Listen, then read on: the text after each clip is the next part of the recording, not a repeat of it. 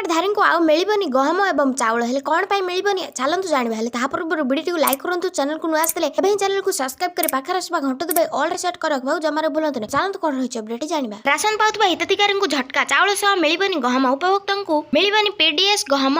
राज्य सरकार खाद्य सुरक्षा योजना हिताधिकारी को जनवरी मासर गहम देबे बोली कहिथिले। हिताधिकारी को 4 किलो चाउल सह किले गहम देबाकू व्यवस्था होइथिला। केंद्र सरकार किछि परिमाणर गहम मंजूर करथिले भी परिवहन एवं गोदाम प्रस्तुत करबाकू समय लागुछि। जते शीघ्र एसबू व्यवस्था संपूर्ण होई जब हिताधिकारी को सरकार देइथिबा प्रतिश्रुति मुताबिक गहम देबे बोली कहिसंती जोगाण मंत्री। उपभोक्ता को एबे मिलिबनी गहम। जनवरी मासर चाउल सह गहम देबाकू सरकार लक्ष्य रखिथिले मध्य किछि कारण जकू एहा संभव होई पारु नाही। राज्य सरकारक अनुरोध क्रमे जदियो किछि परिमाणर गहम मंजूर करछंती केंद्र सरकार किंतु गहम जोगाण पई एबे राज्य सरकार संपूर्ण प्रस्तुत नथिबा केंद्र को जणाइछंती। राज्य सरकारक पक्षर कुहा जाइछे विशेष करी परिवहन और गोदाम प्रस्तुत करबाकू समय लागुछि। जते शीघ्र ए व्यवस्था होई जिवो तापर ठार लोकंकु चाउल सहित गहम जोगाई दिया जिवो बोली खाद्य जोगाण मंत्री कहिसंती। जातीय खाद्य सुरक्षा योजना रे हिताधिकारी माननकु पूर्वरु चाउल सह गहम दिया जाउतला। 2022 मसिया परठार ओडिशा केंद्ररु गहम आनिबाकू अनाग्रह देखा देइथिला। कारण रे तत्कालीन सरकार कहिथिले जे हिताधिकारी माने गहम नेबाकू आग्रह देखाउ नाहंती। एबे पूर्व व्यवस्था पुणी चालू करबाकू निष्पत्ति नेइछंती राज्य सरकार। एबे गोटिए परिवार रे मुंड पिछा 5 केजी लेखाए चाउल दिया जाउछि। गहम जोगाण हेले चाउल और गहमर अनुपात केते रहिबो ताहा स्थिर होई नाही। बाजार रे अट्टा दाम बढ़ी बढ़ी चलतिबारु पीडीएस रे चाउल सह गहम जोगाण करबाकू खाउडी माने दाबी करूछंती। खाद्य सुरक्षा योजना रे राज्य को जतिके चाउल जोगाउछंती केंद्र तार 20% गहम देबाकू राज्य सरकारक पक्षरु केंद्र सरकार को अनुरोध करा जाइछि। कारण प्राथमिक पर्याय रे गहमर चाहिदा देखि आगो परिमाण बढ़ाई पारंती राज्य सरकार। बास हेथिले आज लेटेस्ट अपडेट आगो कोइ लेटेस्ट अपडेट देखिबा पे हम वीडियो को लाइक करी सांगमन सहित बहु मात्रा शेयर करी सब्सक्राइब करी आखरा सुबह घंटे दबे ऑल सेट कर रखिबाकू जमारे भूलंतु।